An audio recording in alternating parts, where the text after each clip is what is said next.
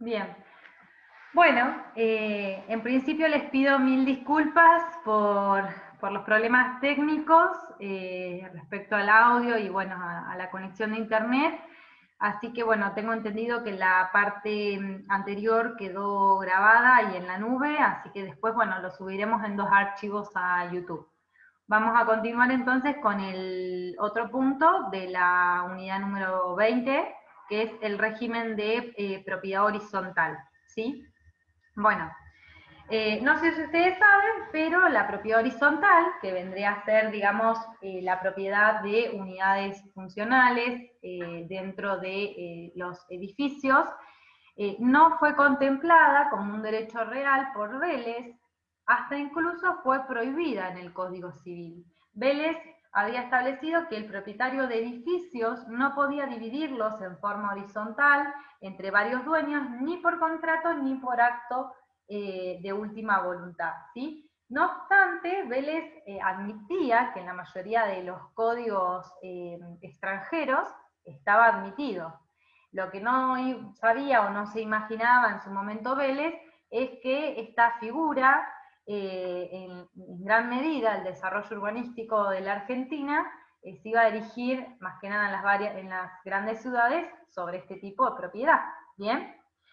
Recién, en el año 1948, por la ley 13.512 de propiedad horizontal, se empezó a hablar de la propiedad horizontal, y la ley 19.724, es la llamada ley de prehorizontalidad, también nació en el año 1972 para complementar a la ley de prehorizontalidad con el fin de proteger al comprador frente a los abusos y riesgos que desprendían de las compras de unidades que se hacían bajo este régimen, ¿sí?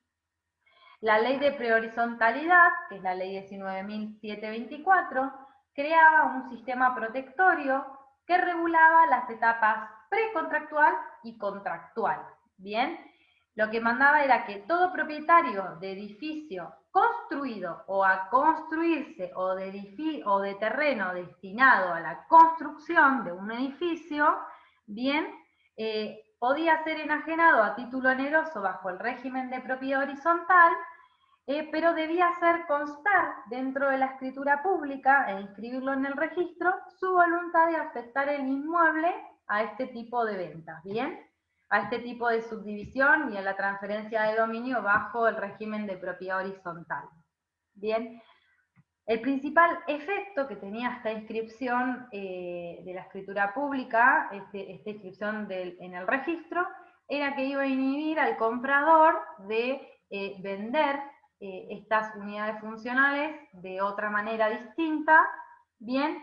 Y ante el incumplimiento del deber de registrar este contrato, como tenía que hacerlo, ¿qué iba a hacer? Su incumplimiento iba a sesgar, a eliminar la posibilidad de que el vendedor pueda ejercer sus derechos contra los compradores, ¿bien? Aunque paradójicamente no le imponía un plazo para realizar esta registración. Esto es un punto negativo.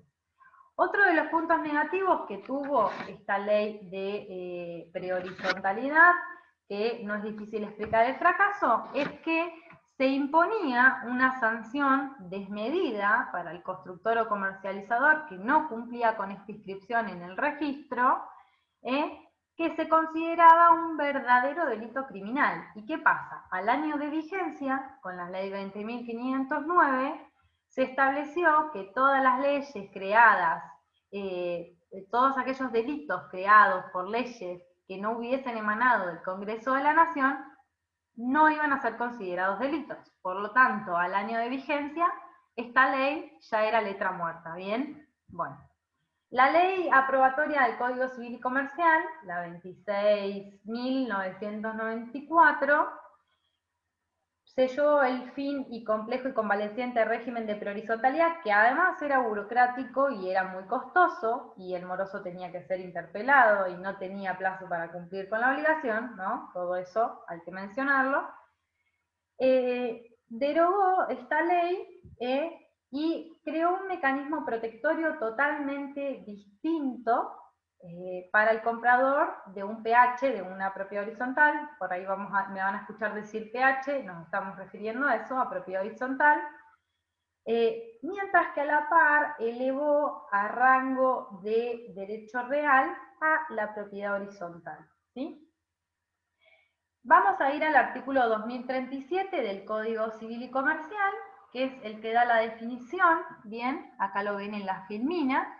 En la definición dice que la propiedad horizontal es el derecho real que se ejerce sobre un inmueble propio que otorga a su titular facultades de uso, goce y disposición material y jurídica que se ejercen sobre las partes privadas y sobre las partes comunes de un edificio. Bien, las diversas partes del inmueble, así como las facultades que hay sobre ellas, son interdependientes y conforman un todo no escindible. Bien.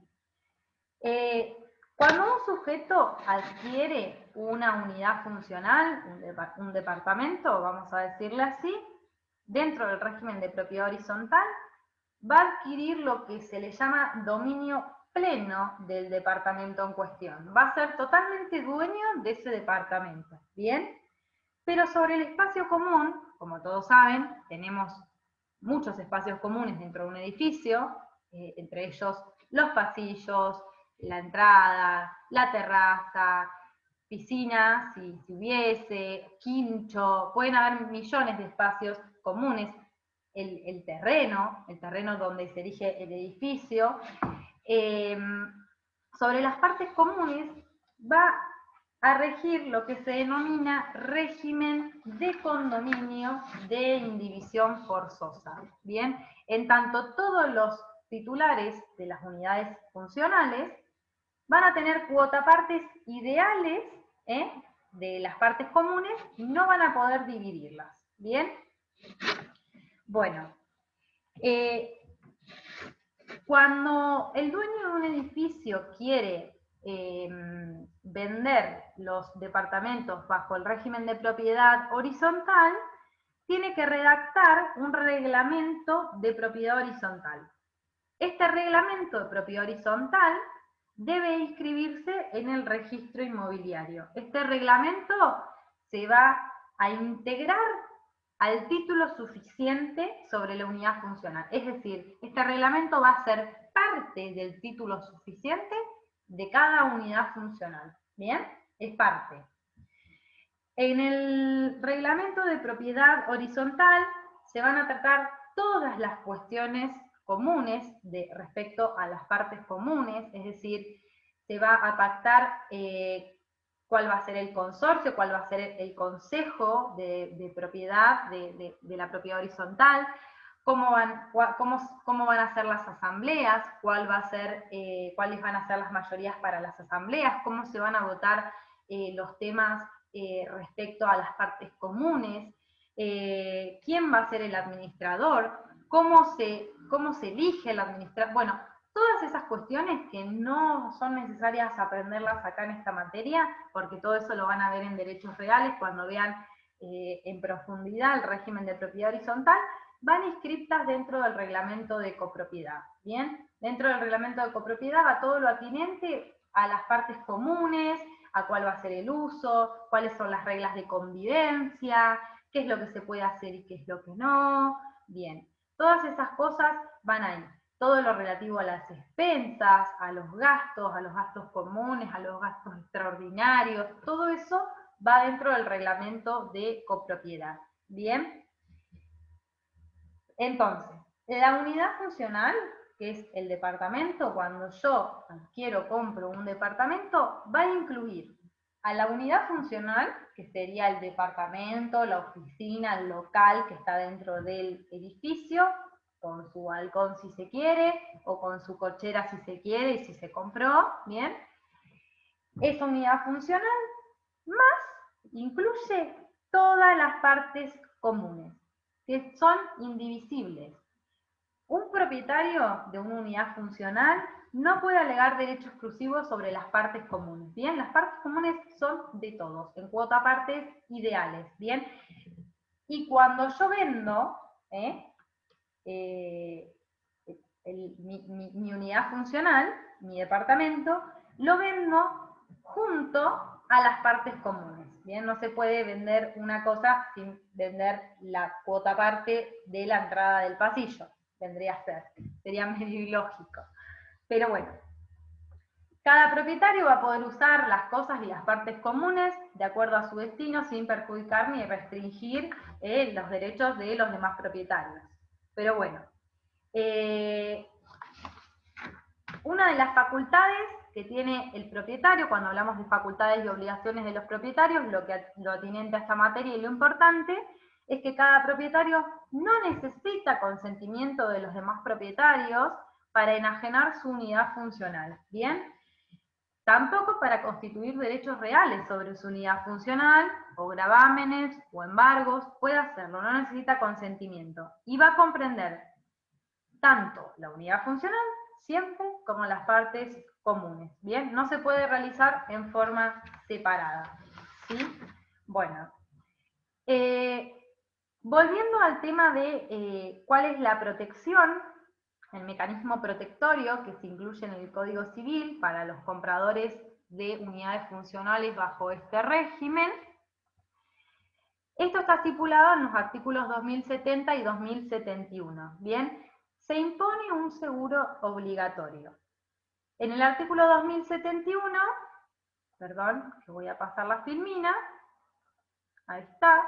En el artículo 2071 se establece un seguro obligatorio para celebrar contratos sobre unidades construidas o proyectadas bajo el régimen de propiedad horizontal. El titular del inmueble, el titular del edificio, tiene el deber de constituir un seguro a favor del adquirente.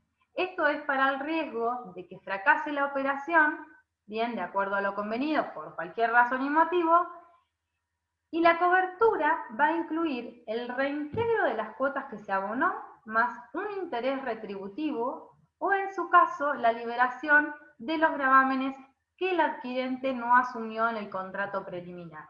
¿Bien?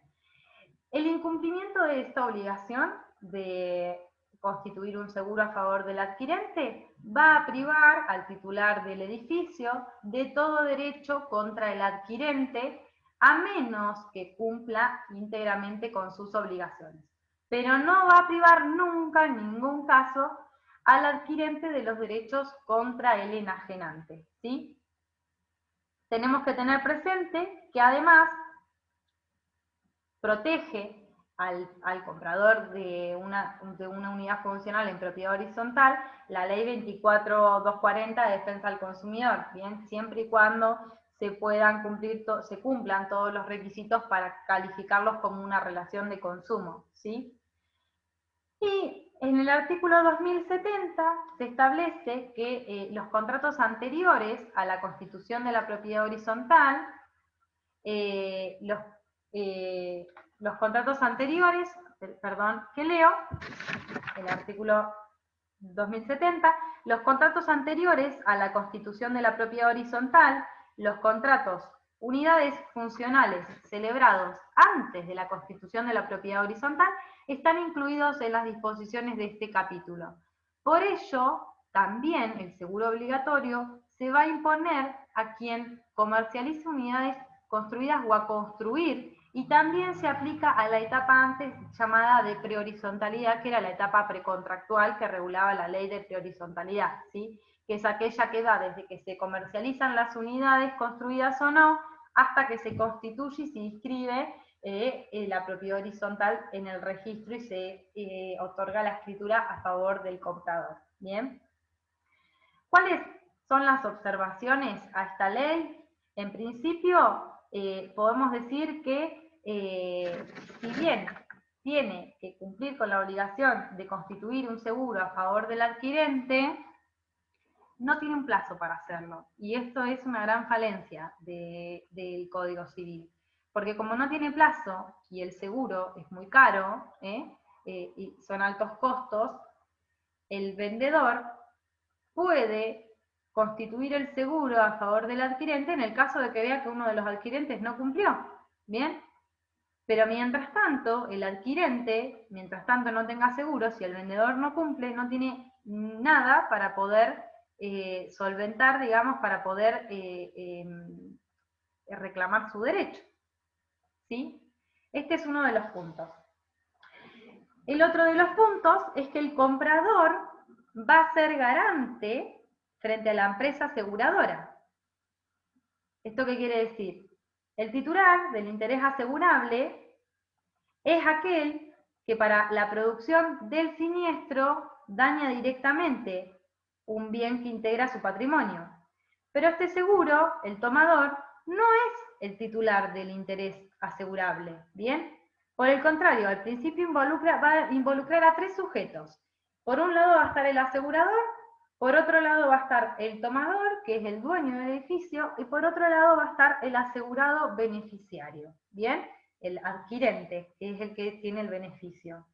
Hay una triangulación ahí, ¿bien? Entre el asegurador, el comprador y el titular del interés asegurable. Por ello, una de las cosas negativas es que todas las cuestiones relativas al seguro, las sumas, las primas, los riesgos, bueno, todo esto lo van a ver después, lo van a entender mejor en comercial, pero todas las cuestiones atinentes al seguro, o sea, todas las cuestiones atinentes al contrato de seguro no van a pasar por la cabeza del adquirente, es decir, que yo soy beneficiario de un contrato que no estoy haciendo y por lo tanto no estoy fijando cuáles van a ser los beneficios y las obligaciones que voy a tener en ese otro contrato. Bien, este es un punto negativo. Y el otro punto negativo es que el titular, que es el titular de la carga del aseguramiento.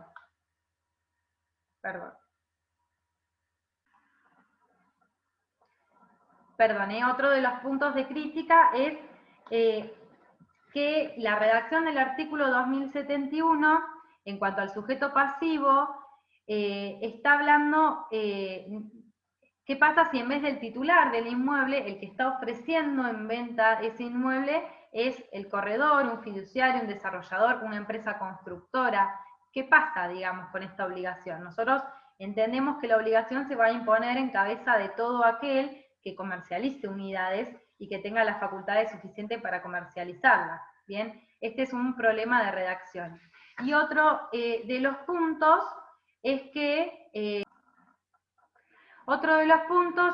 en principio el tomador, o sea, el titular, el dueño, es el que va a pagar, el que tiene el deber de pagar la prima, es decir, de pagar todos los meses la cuota del seguro, ¿bien? Pero en la ley de seguros, que es la ley 17.418, en su artículo 27, establece que, aunque el asegurador tiene el derecho de exigir el pago de la prima al asegurado, es que el asegurador tiene el derecho de exigir el pago de la prima al asegurado si el tomador ha caído en insolvencia. ¿Qué quiere decir esto? Que si el tomador de seguro, que es el dueño del edificio, cae en insolvencia, la aseguradora tiene el derecho de exigir el pago de la cuota, el pago de la prima, al asegurado.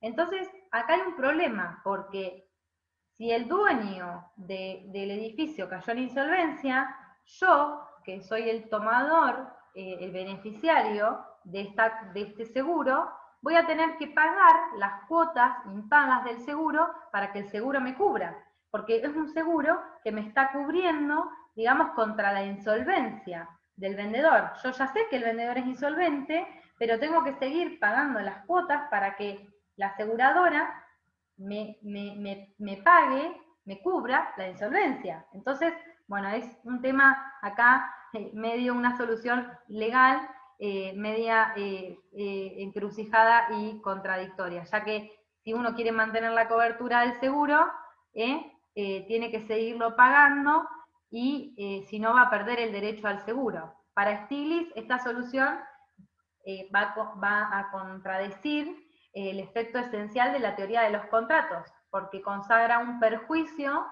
a un tercero que no ha participado del contrato ni se constituye como garante, es decir, este tercero, el adquirente, no se constituyó como garante ni es parte del contrato, y este contrato lo está perjudicando ante la insolvencia del titular, bien, del tomador. Bueno,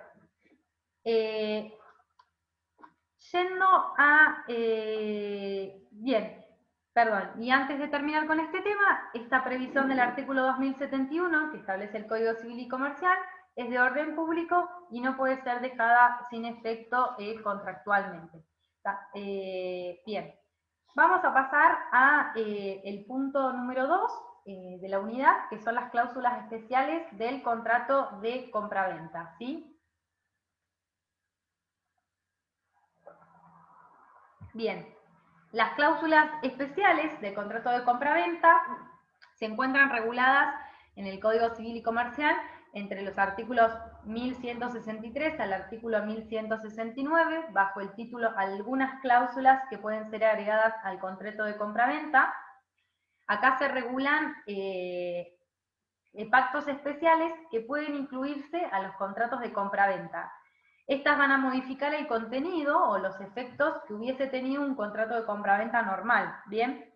La naturaleza jurídica de ser de estos pactos, de estas cláusulas, es que son elementos accidentales del contrato. Por esto no se encuentran, por lo que no se encuentran insertas de manera natural dentro del contrato. ¿Cuáles son los efectos jurídicos ordinarios o naturales del contrato? Pagar el precio, bien, y otorgar la cosa. Entonces, estas cláusulas lo que van a hacer, lo que pueden hacer es modificar el tiempo, el lugar, la forma, bien, o la modalidad, o muchos otros aspectos de un contrato de compraventa. Estas cláusulas, en el uso de la libertad de contratar, las partes tienen la libertad de fijar y modificar el contrato de compraventa, y por eso, dentro de esta gran libertad, pueden modificar los efectos ordinarios que tiene un contrato de compraventa. Bien. ¿Cuáles van a ser los límites de estas cláusulas? Los límites van a ser las normas indisponibles que limitan la autonomía de la voluntad, es decir, la moral, las buenas costumbres y el orden público, y también no se puede alterar la esencia del contrato de compraventa. Estas son las dos limitaciones. Acá vamos a hablar de tres cláusulas específicas, en esta parte, en esta sección que les mencionaba, del artículo 1163 al 1169, que son aquellas tres cláusulas en las que resume el Código Civil y Comercial todas las opciones que habían dentro del Código de Vélez y del Código Comercial. Se resumieron a las tres más usadas. Bien, la primera, que es el pacto de retroventa, perdón que voy a buscar la filmina, perdón, no, acá, ahí estamos, que es el pacto de retroventa está regulado en el artículo 1163 del Código Civil y Comercial. El pacto de retroventa es aquel pacto mediante el cual el vendedor se va a reservar el derecho de recuperar la cosa vendida y entregada al comprador contra la restitución del precio más los aumentos y disminuciones pactados. ¿Bien? Este pacto es una especie dentro de un género más amplio. Es una compraventa sujeta a condición resolutoria. Le va a otorgar al vendedor la facultad de recuperar la cosa que vendió y que entregó. Bien, es un derecho de rescate. Yo ya hice la tradición del bien, de la cosa, pero puedo recuperarla, generando una facultad de resolución contractual dentro del contrato en favor del vendedor sin necesidad de otorgar o de firmar un nuevo contrato. Bien.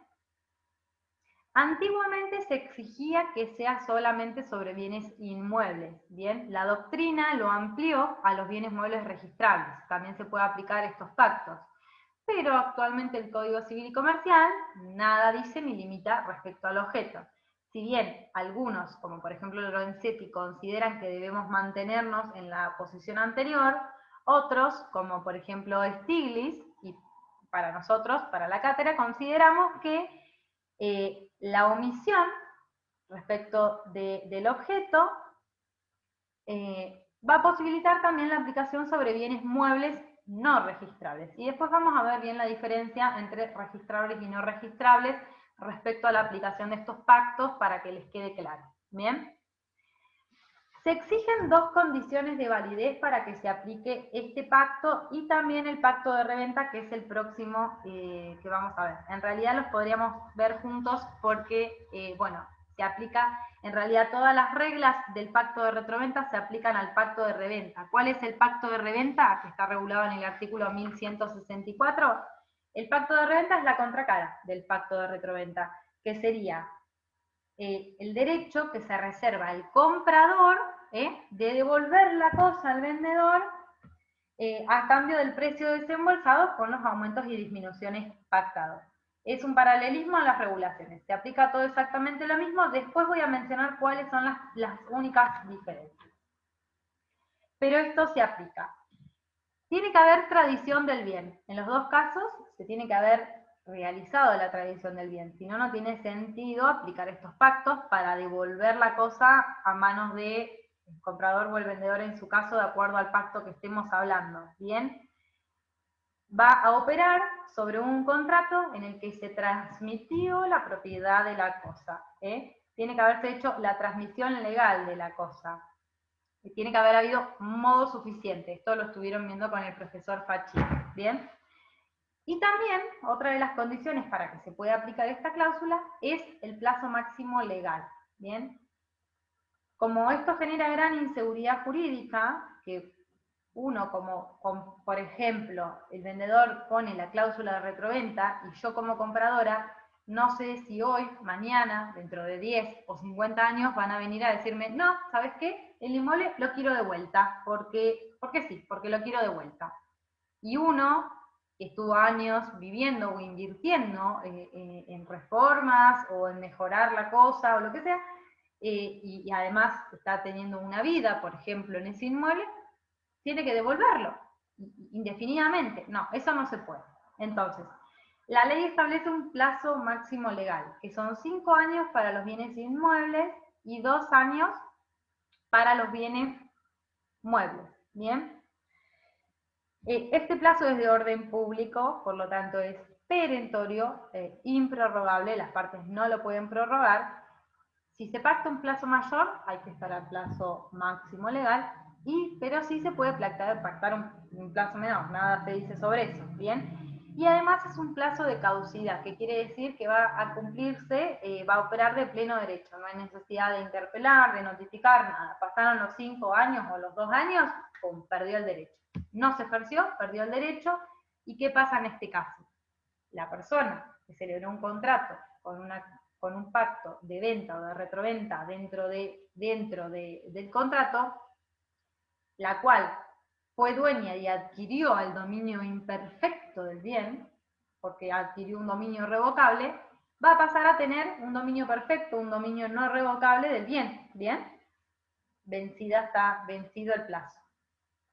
Con respecto a la oponibilidad de estas cláusulas a terceros adquirientes o a terceros, digamos, acreedores, en los inmuebles, y acá vamos a ver la diferencia entre registrables y no registrables, en los inmuebles los pactos van a ser oponibles a terceros interesados siempre y cuando estuviesen estos pactos agregados al contrato y figuraren dentro del registro público.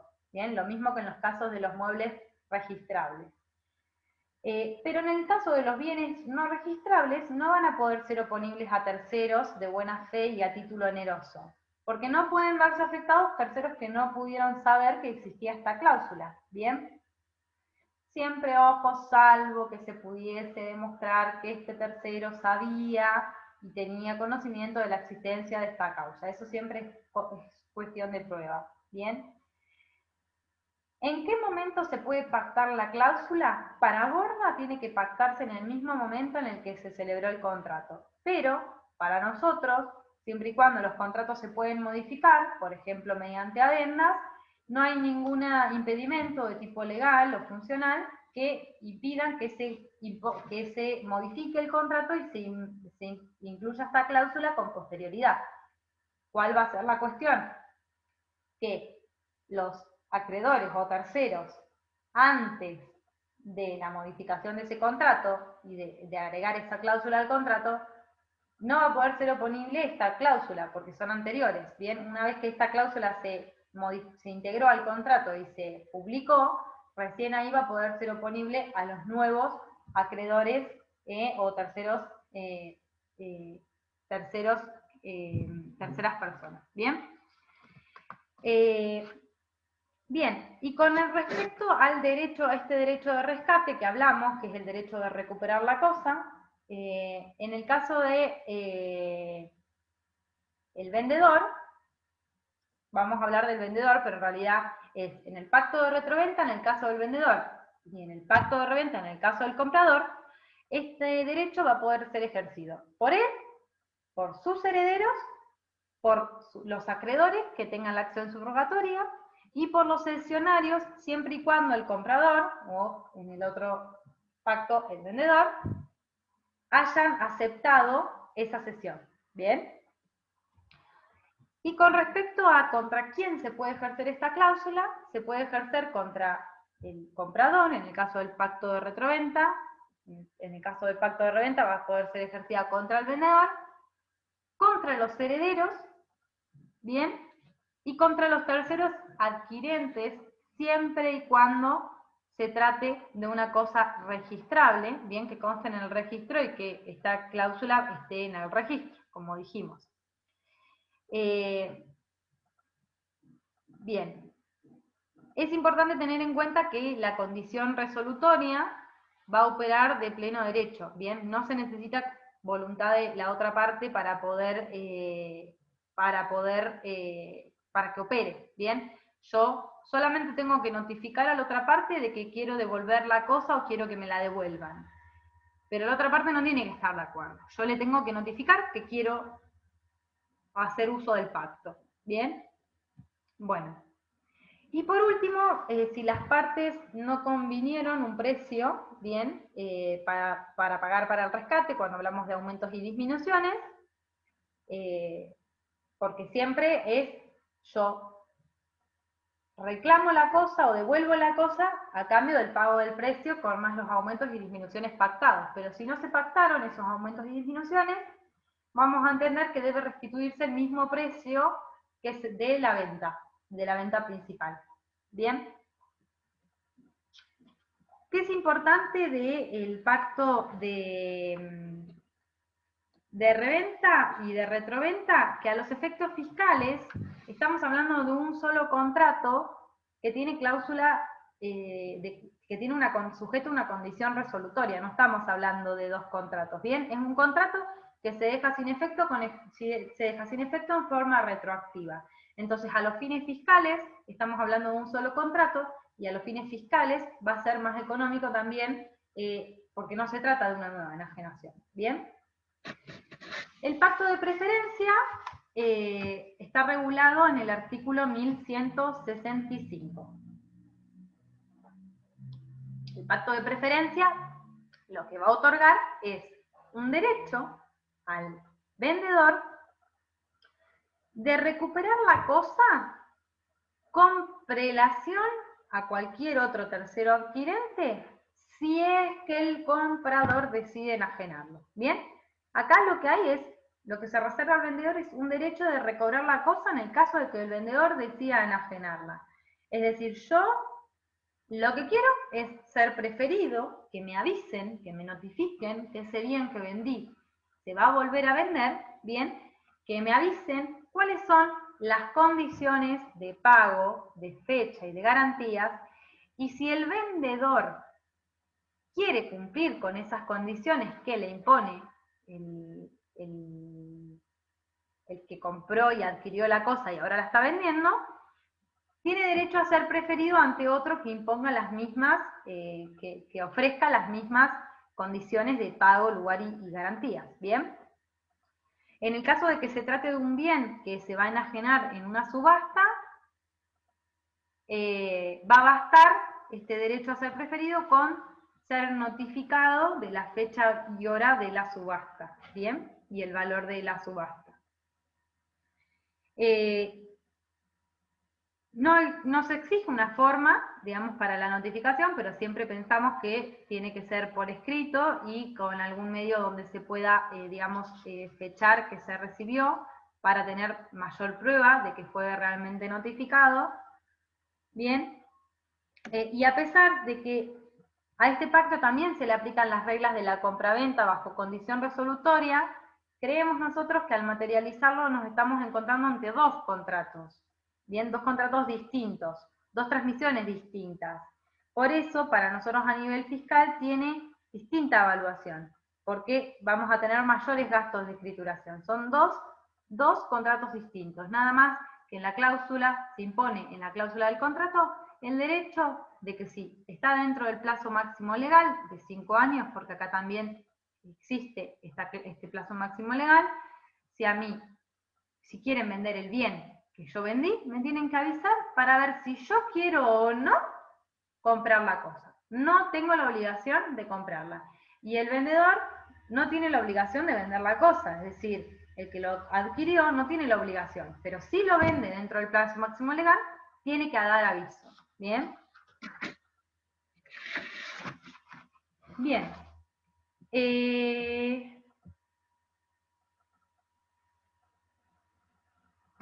Una vez que el que va a vender, el que va a enajenar el bien que compró, decida transmitirlo, tiene que notificar de las intenciones al anterior vendedor. En estos casos, la facultad va a poder ser ejercida dentro de los 10 días hábiles, ¿sí? Dentro de los 10 días hábiles de notificado, tiene que ejercer su voluntad de adquirir la cosa o no. Y este derecho que se le otorga, este derecho de preferencia que se le otorga al vendedor, es un derecho personal e improrrogable. Personal, perdón, e intransferible. ¿Bien? Es personal e intransferible. No puede cederse ni pasarse a los herederos porque si no trabaría el tráfico de los bienes y servicios. ¿Bien? Porque estimamos y se estima que esta es una cláusula que se impone dentro de un contrato que tiene una índole sentimental, ¿bien? Que la persona que está vendiendo ese bien tiene un valor sentimental y quiere guardarse la posibilidad de volver a comprarlo. Capaz que hay muchos casos en los que por ejemplo, estos pactos se introducen en contratos de compraventa cuando se tiene que vender, por ejemplo, un inmueble o una cosa, porque, porque no se tiene dinero y tiene que desprenderse de bienes para poder adquirir dinero y pagar deudas, pero quiere saber si en el futuro esta persona quiere vender el bien para poder recuperarlo, porque tiene un valor sentimental, por ejemplo. ¿Bien? Este sería un caso en los que una persona podría decidir incorporar este pacto dentro de un contrato. ¿Bien? Y bueno, creo que no me faltaría nada. Bueno, se puede estipular otro plazo de ejercicio, es decir, se puede estipular un plazo distinto, pero si nada se dice son 10 días, bien, de recibida la comunicación.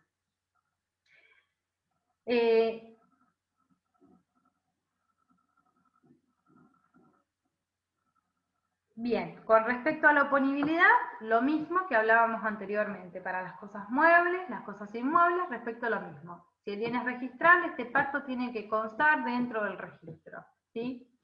¿Qué pasa si se trata de cosas... Perdón, ¿Qué pasa si se trata de cosas no registrables? Bueno, en el caso de que se tratara de cosas no registrables, que no puede ser oponible a terceros porque no tenían por qué saber la existencia de este pacto o que no se pueda demostrar que el tercero supo, bien, en estos casos, el que puso el pacto va a ser titular de daños y perjuicios que se le generaron por el incumplimiento, porque el que compró el bien sabía de la existencia de este pacto, así que este le va a deber daños y perjuicios, ¿sí? Este pacto, bueno, y después el último que me figura acá es el pacto de no enajenar, que no está incluido dentro de los demás del articulado anterior que mencioné, de la sección que mencioné, sino que está en el artículo, en el libro cuarto de los derechos reales, en el título tercero de dominio, que es el artículo 1972, que habla del pacto de no enajenar. Bien, este pacto es una limitación a las facultades del titular del dominio. Bien, específicamente establece que el artículo 1972, en realidad lo que establece es que, en principio y como regla, en los actos a título oneroso son nulas todas aquellas cláusulas de no transmitir a persona alguna el dominio de una cosa determinada o de no constituir algún derecho real sobre ella. ¿Bien? Pero sí van a ser válidas estas cláusulas si se refieren a una persona o personas determinadas. Es decir, que en principio es nula la cláusula de no enajenabilidad a persona indeterminada, ¿bien? Pero son válidas cuando se limita a persona determinada o que sea posible determinar, ¿bien? No necesita estar determinada con nombre y apellido, sino que se pueden pactar dentro del contrato aquellas reglas para poder determinar a esta persona. Por ejemplo, doy un ejemplo, no se puede vender este inmueble a Camila Tulain, o podemos decir que no se puede vender este inmueble a el hijo de Pepito Flores. ¿Bien? Entonces, no sabemos quién es el hijo de Pepito Flores, o cuántos hijos tiene Pepito Flores, o cuántos va a tener. Pero a ese no se lo va a poder vender. Y esta es una forma de determinar a la persona que no está determinada. Pero no es a personas indeterminadas, porque si no, esto afecta el tráfico de bienes y servicios. ¿Bien? Bueno, para terminar este punto, a ver qué me falta de este punto. Bien, no tiene que ser genérica.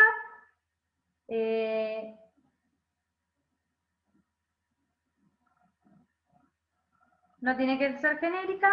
Bien, y no tiene que afectar la legítima si esta cláusula se llega a imponer mortis causa.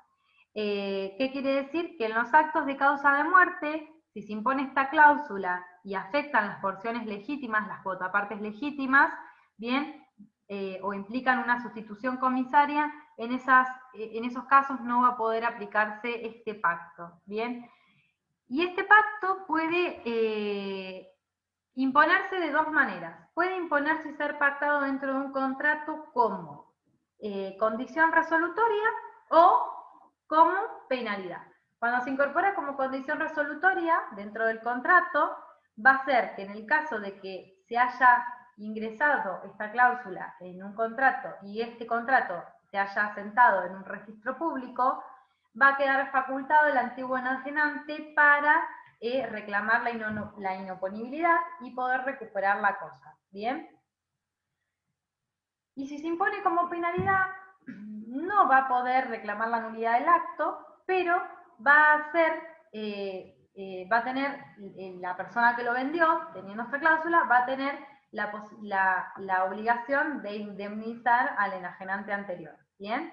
Va a tener un derecho de indemnización. Esto es lo importante de este punto. Para finalizar, para entender, digamos, que esta cláusula de no enajenar, ¿por qué existe esta prohibición de no enajenar a persona indeterminada? Es porque es una prohibición absoluta, y una prohibición absoluta desnaturalizaría el derecho de propiedad y atentaría contra el comercio, bien, y contra la circulación de los bienes, ¿sí? Bueno. Y ahora vamos rapidito al último punto del programa, perdón, yo acá no pasé la filmina, acá están, digamos, en esta filmina que acabo de pasar, están, digamos, las cosas comunes de los pactos, ¿bien? Los plazos, la diferencia entre bienes registrables y no registrables, que estamos ante una condición resolutoria, ¿bien? Que se trata de un dominio revocable, y que los pactos tienen que estar sí o sí contenidos dentro del contrato. Bien, bueno, esto sería más o menos, igual después lo ven bien.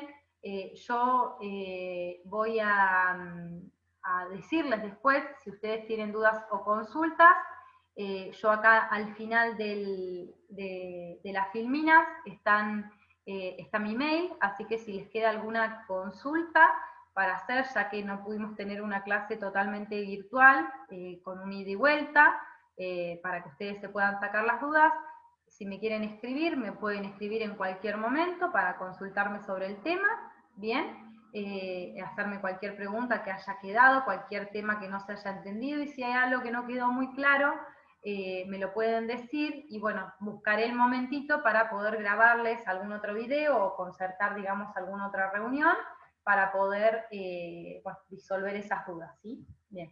Vamos al último punto, rapidito, porque creo que ya me excedí, más allá de que no estamos en vivo, me estoy excediendo un poco del tiempo de grabación, de duración de la clase, con todos los problemas técnicos que tuvimos. Pero bueno, vamos a los regímenes especiales, que un poquitito estuvieron viendo con el profesor Fachín al principio, cuando les mencionaba la diferencia entre registración constitutiva y declarativa. Así que bueno, vamos a verlo un poquito más. No tiene demasiados problemas esta parte, pero bueno, como para que tengan en cuenta un pantallazo de cada una de los regímenes especiales de la compraventa de estos regímenes. La venta en comisión, cuando hablamos de venta en comisión, que es el primer punto, es simplemente, tienen que entender que la venta en comisión es cuando el que celebra un contrato de compraventa va a ser un sujeto que va a adquirir el bien, pero haciéndole saber al vendedor que está comprando el bien, celebrando ese contrato, por cuenta de un tercero por quien se reserva la identidad, ¿bien? Esta identidad se va a reservar hasta el momento de escriturar. Recién ahí se va a decir quién es el titular, quién va a ser el titular registral de la operación. Esto se hace mucho en contratos de ventas inmuebles, sobre todo en aquellas ventas inmuebles que se realizan en subastas, por las cuales se envía a una persona, a un comisionista, para que realice estas subastas y realice esta puja sin que nadie sepa quién es la identidad del verdadero comprador de ese inmueble, ¿bien? Esto es para proteger también a la identidad de esa persona, que luego en un acto posterior va a ser la persona que figure en el registro, ¿bien?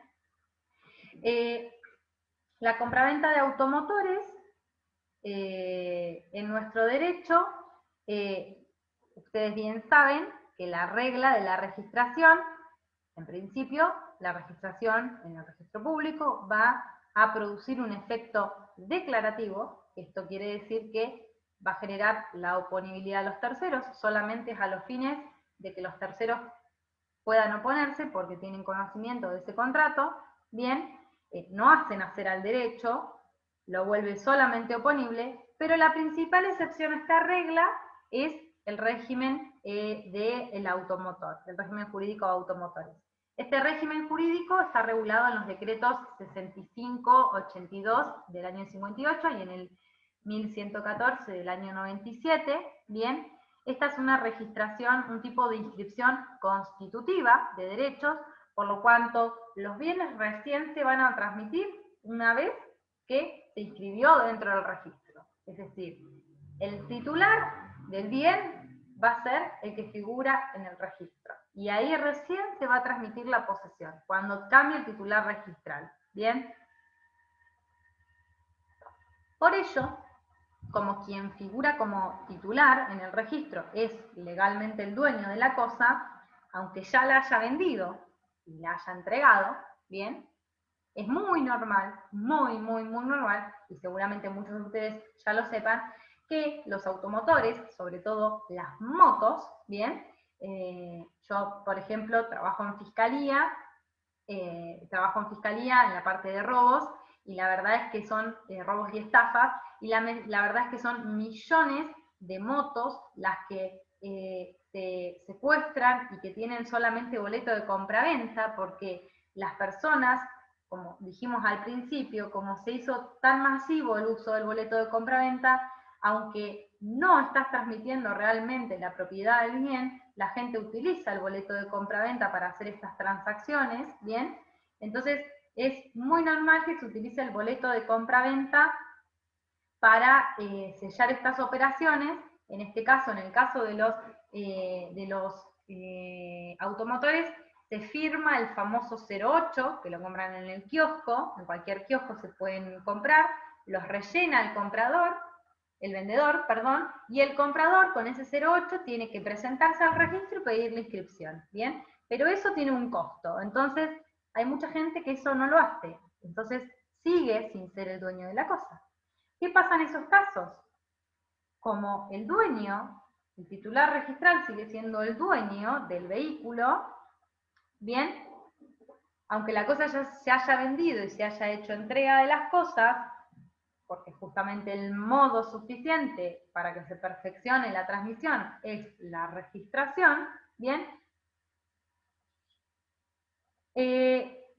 Como el auto es considerado cosa riesgosa por el Código Civil y Comercial, por el artículo 1158, cosa riesgosa y viciosa, el dueño va a seguir siendo, ante un accidente de tránsito, responsable en forma concurrente con el guardián de la cosa. El guardián de la cosa sería el nuevo dueño, que todavía no es dueño, ¿bien? Bien. Una vez que se celebra el 08, el famoso 08, que el comprador lo rellena y se lo da al vendedor, al comprador, perdón, que el vendedor lo rellene y se lo da al comprador, este tiene 10 días para inscribirlo dentro del registro. Si no lo inscribe dentro del registro, ¿qué es lo que pasa si choca? Bien, el guardián. La ley 22.977, en el artículo 27, expresa que, si bien hasta tanto se inscriba la transferencia, el dueño va a ser responsable civilmente por los daños y perjuicios que el automotor produzca, va a introducir la famosa denuncia de venta. La denuncia de venta es una causal de exoneración. Si pasados los 10 días el comprador no inscribe el bien dentro del registro, el vendedor puede realizar la famosa denuncia de venta, y esta va a generar dos efectos. Por un lado, se va a eximir de responsabilidad, porque una vez hecha la denuncia de venta, va a quedar el guardián como tercero por el cual no se debe responder. Entonces, en el caso de un accidente de tránsito, va a estar eximido de responsabilidad, porque ese auto no debería haber estado circulando sin la debida registración. ¿Bien? Y por otro lado, luego de los 30 días de impuesta esta denuncia de venta, va a generar una prohibición de circular de ese automotor que está a cargo del Estado. ¿Bien? Si pasaron estos 30 días, va a salir una circular donde se establezca la prohibición de circular de ese vehículo, y en cualquier control de tránsito o en cualquier accidente, cuando haya un accidente, al verificar, se va a ver que ese vehículo tiene una prohibición de circular y hay derecho de secuestrar ese automotor de la calle y prohibirle circular hasta tanto no haga debidamente la registración. ¿Bien? Igual, aunque no se haya hecho la denuncia de venta, la Corte Suprema de Justicia de la Nación ha resuelto en reiterados casos, y también lo ha receptado la última parte del artículo 1758 en su última parte, que establece que el dueño o guardián no van a responder si se prueba que la cosa fue usada en contra de su voluntad. Entonces, aunque no se haya efectuado la denuncia de venta, si el dueño puede probar que efectivamente se desprendió de la guardia material del automotor, va a poder ser eximido también de responsabilidad. ¿Sí? Caballos de pura sangre. Los caballos de pura sangre están regulados en el artículo 20.000, en la ley, 20.378. Bien. Son razas muy apreciadas por su fortaleza, por su destreza, por su belleza. Son utilizadas típicamente, por lo general, en carreras de caballos, en exhibiciones, en equitación u otros deportes que involucren caballos. Estos caballos son una raza que fue creada en Inglaterra e Irlanda hace mucho tiempo y proviene de una mezcla de razas de equinos de las que todavía hoy se puede efectuar una trazabilidad, bien, hasta las primeras razas, un registro genealógico, bien, para poder saber cuáles son realmente las primeras razas.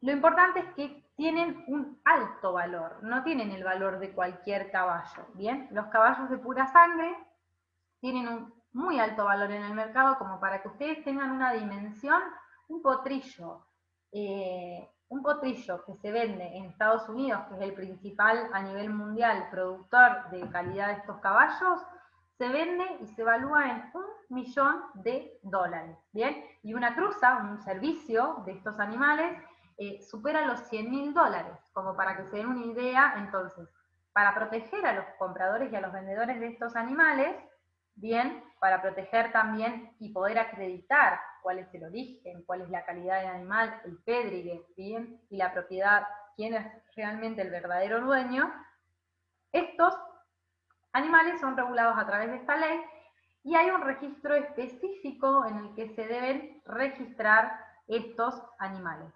La inscripción en el registro es constitutiva también, igual que los automotores, no es declarativa, se va a perfeccionar con la inscripción, ¿bien? El régimen jurídico, como ya no sé si lo mencioné, está regulado por la ley 20.378, que va a establecer que la inscripción de animales equinos de pura sangre de carrera se tienen que inscribir en los registros genealógicos que fueran reconocidos por el Ministerio de Agricultura, Ganadería y Pesca, bien, que acrediten el origen, calidad en los ejemplares, el pédrigue y la propiedad en favor al titular. ¿Quién lleva hoy en día el registro? Son los que llevan el Studbook, que sería el registro genealógico, lo llevan hace muchos más de 40 años, el Jockey Club Argentino. Recién se los reconoció como registro en el año 2013 por la resolución 325. Bien. Además, se dispone en el artículo 3 que todas las medidas cautelares, los gravámenes y cualquier otra restricción de dominio impuesta por orden judicial o acordada convencionalmente, también tienen que ser objeto de anotación marginal en el registro en el Studbook de los animales, bien, en el registro genealógico. Vamos a la venta de ganado.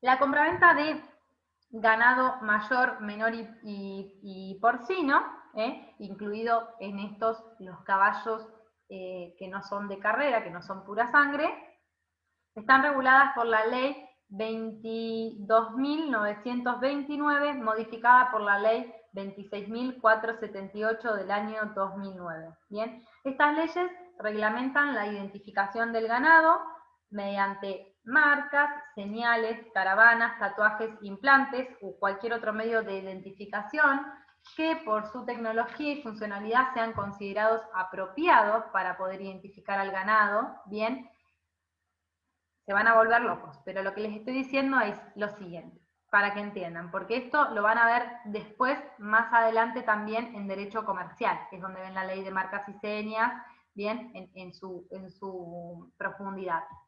Pero bueno, para que entiendan las definiciones, cuando hablamos de ganado mayor, estamos hablando de ganados de mayor tamaño. En ellos involucramos a las reses, a las vacas, a los caballos. Cuando hablamos de ganado menor, estamos hablando de los bovinos, los animales bovinos, las ovejas, las cabras, ¿bien? Cuando decimos marca, seña, caravana, nos estamos refiriendo a que los dueños de haciendas, por la ley, tienen la obligación de marcar a su ganado mayor y de señalar a su ganado menor. Bien, el ganado porcino también se pueden utilizar otros medios que no sean las señas, como por ejemplo la caravana.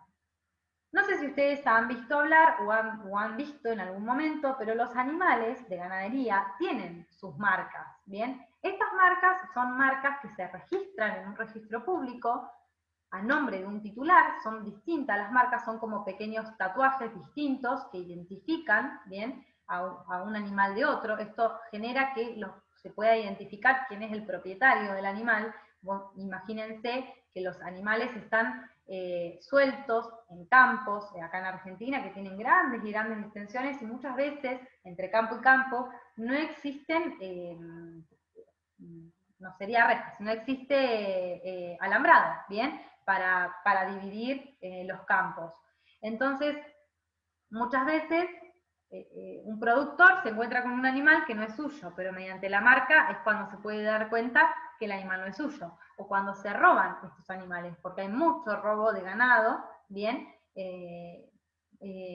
Mucho robo de ganado y hay mucho carneo también de animales, ¿no? Los roban, los carnean, los matan. Bueno, mediante estas marcas y señas vamos a poder saber quién es el dueño legal de estos animales. Cuando hablamos de marca nos estamos refiriendo cuando al animal con un hierro candente le hacen una marca en el cuerpo, ¿bien? En alguna forma específica. La señal, que son los animales menores, a los que se le pone la señal, por lo general se le hace un corte en la oreja o una perforación. No necesita tener nada colgado, es decir, a veces se les perfora un agujero, dos agujeros redondos, cuadrados, a veces se le hace un corte en forma de V para afuera, o un corte para adentro, o un corte circular.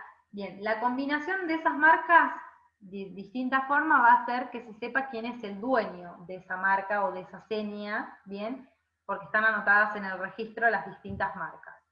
Y la caravana, cuando hablamos de caravana, es cuando se le hace un agujero, pero se le pone un plástico, ¿bien? Con una numeración o algo. Bien. Lo importante de esta ley es que el dueño de Hacienda tiene la obligación de marcar, señalar o poner caravana, es ir al registro y decir, esta es mi seña y esta es mi marca, y registrarlo. Bien, esto es a los fines de saber quién va a ser el titular de quién va a ser el dueño de estos animales. La declaración en el registro es meramente declarativa, ¿bien? La transmisión del ganado se hace, la transmisión de la propiedad del ganado se hace con anterioridad y solamente se inscribe a los fines de la oponibilidad ante terceros, ¿sí? Debemos resaltar que se presume, ¿bien?, que salvo prueba en contrario, las crías que no fueron marcadas, que se encuentran al pie de las madres, van a ser del mismo dueño, ¿bien? Y también, cuando hay animales que no están ni marcados ni señalados, vamos a pensar que el dueño, vamos a presumir que el dueño es el que las posee, más allá de que tenga la obligación de inscribirlos para la oponibilidad hacia terceros, ya que va a seguir siendo el dueño más allá de que no le inscriba, ¿bien?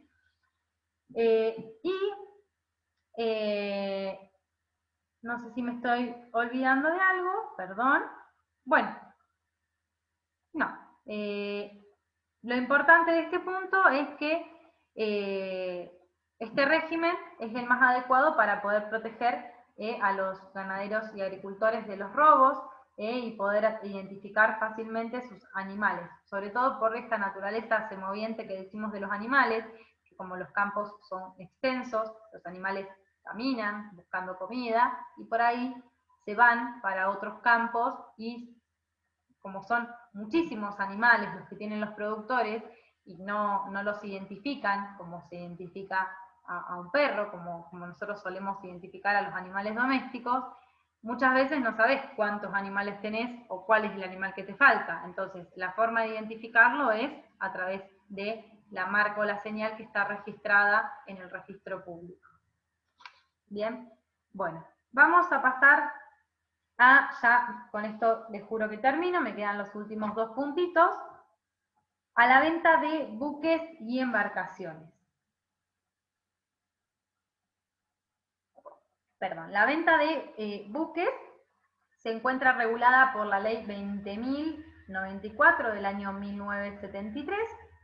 La ley va a clasificar a los buques en mayores y en menores, según tengan un arqueo mayor o menor a 1 tonelada, ¿bien? Van a ser menores si es de 1 a 9 toneladas y mayores si son más de 10 toneladas de arqueo.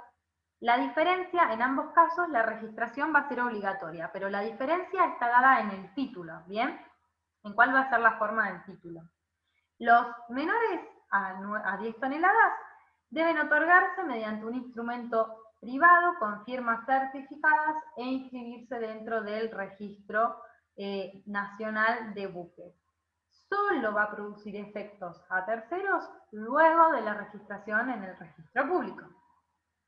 Y con respecto a los buques mayores a 10 toneladas, deben realizarse por escritura pública o por instrumento privado autenticado, lo que va a importar una mayor formabilidad, pero esto bajo pena de nulidad. ¿Bien?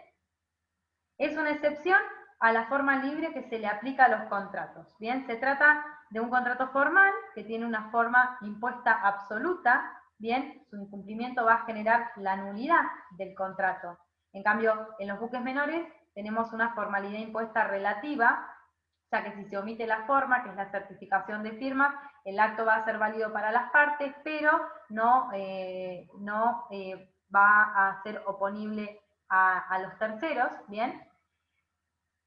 El efecto en ambos casos de la registración va a ser declarativa, no es constitutiva de derechos, ¿bien? La registración va a generar la oponibilidad hacia los terceros. En el Registro Nacional de Buques solo se van a inscribir los buques mayores a 1 tonelada, o sea, de 1 tonelada para adelante.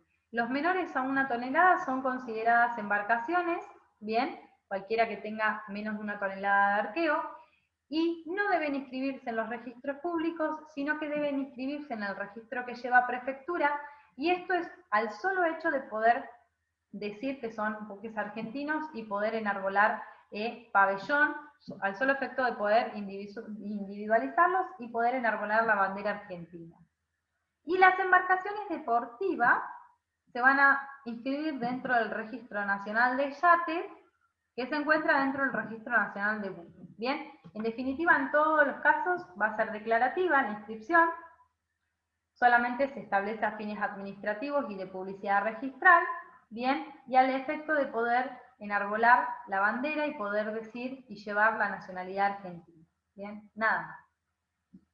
Y el último punto, que son las aeronaves, estas están reguladas en el Código Aeronáutico, mediante la Ley 17.285, bien. Todo lo vinculado a su registración está regulado en el decreto 4.907 del año 1973. Estos son regímenes muy viejos, pero no fueron derogados por el Código Civil y Comercial, siguen vigentes, bien. La ley en el artículo 49 establece que las aeronaves son cosas muebles que se registran, solo se pueden inscribir en el Registro Nacional de Aeronaves los actos jurídicos mediante instrumento público, es decir, escritura pública, o mediante instrumento privado debidamente autenticado, si no, no se pueden inscribir en el registro, ¿bien? Y la registración también en este caso va a ser declarativa, no es constitutiva, ¿bien? Es un contrato formal, también como dijimos en el caso de los buques menores, de formalidad impuesta relativa, ¿bien?